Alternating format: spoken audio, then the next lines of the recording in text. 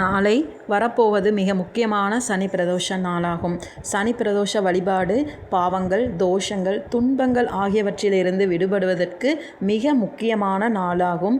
ஆனால் எப்படிப்பட்ட துன்பம் தீர வேண்டும் என்றாலும் சனி பிரதோஷம் அன்று வழிபட்டால் நிச்சயமாக அது நீங்கும்.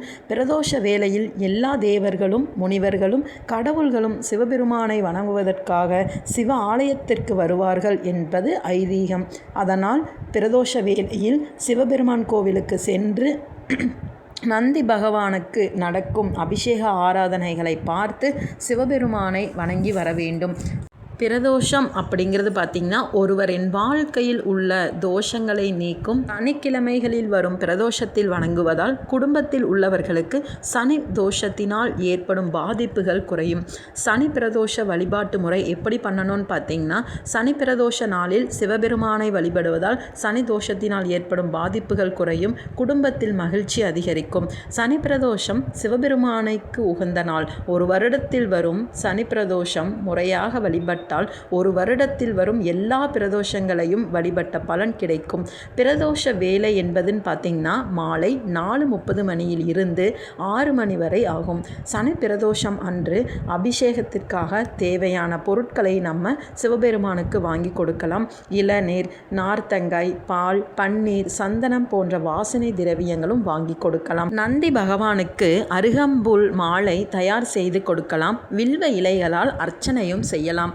வில்வ இலைகளே சிவனுக்கு சொரூபம் இல்லைங்களா? அதிலுள்ள முற்கள் சக்தி சொரூபம், கிளைகள் வேதமாகும், வேர்கள் 11 கோடி ருத்ரர்கள்.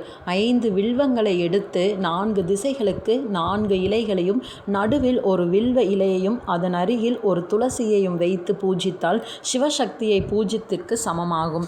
சிவபெருமான் ஆழகால விஷம் அருந்திய நேரம்தான் பிரதோஷ நேரம். மாலை 4:30 மணி முதல் 6 மணி வரை. அப்பொழுது சிவாலயங்களில் சிறப்பு வழிபாடுகளும் நடைபெறும். மாதந்தோறும் 2 தினங்கள் வருகிற பிரதோஷ தினங்களாவது பரமசிவனை நாம் வணங்கி வழிபட்டால் மற்ற நாட்களில் ஏற்படும் துன்பங்கள் யாவும் நீங்கிவிடும்.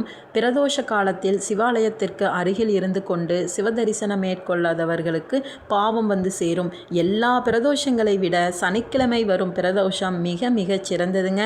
சாதாரண பிரதோஷ வேளைகளில் சிவாலயத்தில் வழிபாடுகள் செய்தால் 1 வருடம் ஆலயம் சென்று இறை வழிபாடு செய்த பலனும், சனி பிரதோஷத்தன்று சிவாலயத்திற்கு இறை வழிபாடு செய்தால் 5 வருடம் ஆலய வழிபாடு செய்த பலன் நம்மளுக்கு கிடைக்கும். 11 பிரதோஷம் பார்ப்பது ஒரு கும்பாபிஷேகம் கண்ட பலன் உண்டு. 120 பிரதோஷம் பார்ப்பவர்களுக்கு மறுபிறவி அப்படிங்கிறதே கிடையாது.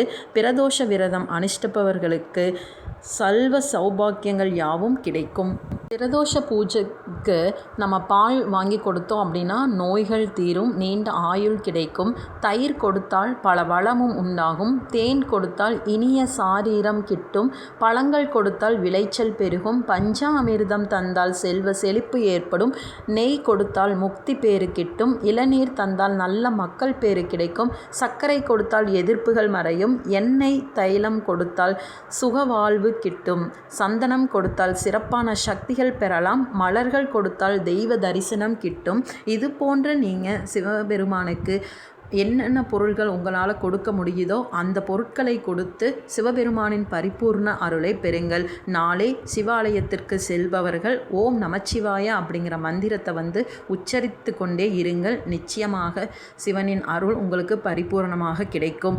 நாளைக்கு நீங்கள் சிவாலயத்திற்கு சென்று வந்த பிறகு உங்கள் வீட்டு பூஜை அறையில் ஒரு தாம்பூல தட்டொன்று எடுத்துக்கோங்க. அதில் அரச மர இலையோ அல்லது வில்வ இலையோ உங்களுக்கு எந்த இலை கிடைக்கிறதோ அந்த இலையை தாம்பூல தட்டுக்கு மேலே வச்சு அந்த இலையின் மேலே நீங்கள் ஒரே ஒரு ஆழ்விளக்கு வச்சு 2 திரி போட்டு நல்லெண்ணெய் அல்லது நெய் ஊற்றி நீங்கள் தீபம் ஏற்றலாம். அல்லது 2 அகல் விளக்குகள் வைத்து அதுக்கு பொட்டு சந்தனம் எல்லாம் வச்சு ஒரு திரி போட்டு நீங்கள் தீபம் ஏற்றி வழிபாடு செய்யலாம். அந்த தீபம் எரியும் போது ஓம் நமச்சிவாய ஓம் நமச்சிவாய அப்படிங்கிற மந்திரத்தை உங்களால் எத்தனை முறை உச்சரிக்க முடிகிறதோ எத்தனை முறை நீங்கள் சொல்லலாம்.